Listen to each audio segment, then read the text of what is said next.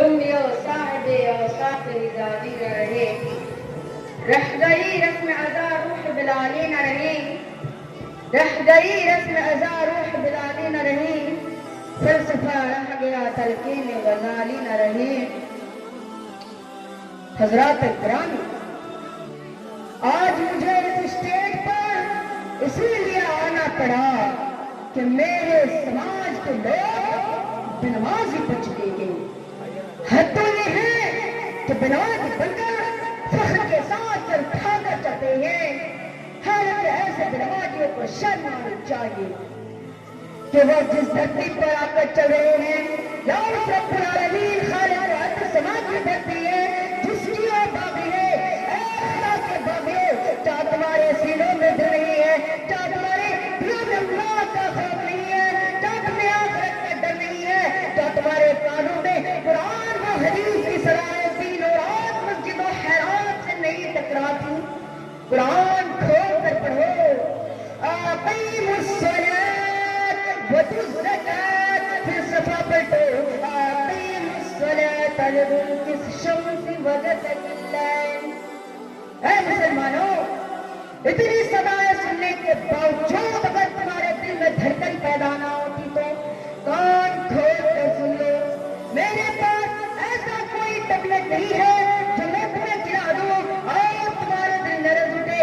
तुम्हारी ऐसी बेहसी मुर्दापन को देखकर शायद कोई कहना पड़ा, सूरत से है पहचानना सीरत पहचान, सूरत से है पहचानना सीरत पहचान। ये कैसे मुसलमान हुई है, कैसे मुसलमान ये खूब जानता है कि मरना जरूरी है, ये खूब जानता है कि मरना जरूरी है, इतने खुदा के सामने जाना जरूरी है। पैसे को समझने लगा है ये अपना दौलत ईमान, पैसे को समझने लगा है ये अपना दौलत ईमान। ये कैसे मुसलमान हुई है, कैसे मुसलमान। मेरे समाज के वासियों, आज तुम फख्र के साथ कहते हो कि हम मुसलमान हैं, हम मोमीन हैं, हम कुरान व हदीस को मानते हैं, मगर तुम जरा दिल में अपने हाथ रखकर सोचो कि तुम कैसे मुसलमान हो। इधर हय्य अला सलाह और हय्य अल फलाह की सदाएं बुलंद आवाज होती है, इधर तुम हर चौक में चले जाते हो, आजान होती है, इधर तुम बाजार चले जाते हो, अपनी बीवी बच्चों से बातें करने में लगे रहते हो। तो तुम भूल गए उस दिन को जिस दिन फरिश्ते तुमसे पूछेंगे मा सलककुम फी सकर। अरे भाई, तुम तो दुनिया में मुसलमान थे, फिर जहन्नम में कैसे पहुंच गए? तुम तो यही जवाब दोगे, लम नकू मिनल मुसल्लीन। हम मुसलमान तो थे लेकिन नमाज नहीं पढ़ते थे, इसी वजह से अल्लाह ताला ने मुझे जहन्नम में भेज दिया। अल्लाह इकबाल ने क्या खूब बेहतर फरमाया है, मस्जिद तो बनाने सब भर में ईमान की हरारत वालों ने, मस्जिद तो बनाने सब भर में ईमान की हरारत वालों ने, मन अपना पुराना पापी था, बरसों में नमाजी बन न सका।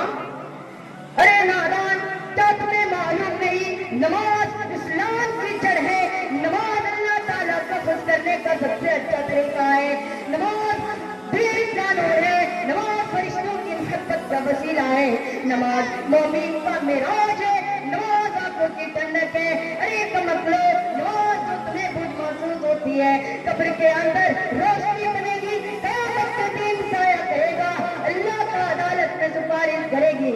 नमाज जन्नत की कुंजी है, इसके बगैर तुम्हारे लिए जन्नत का दरवाजा नहीं खोला जाएगा।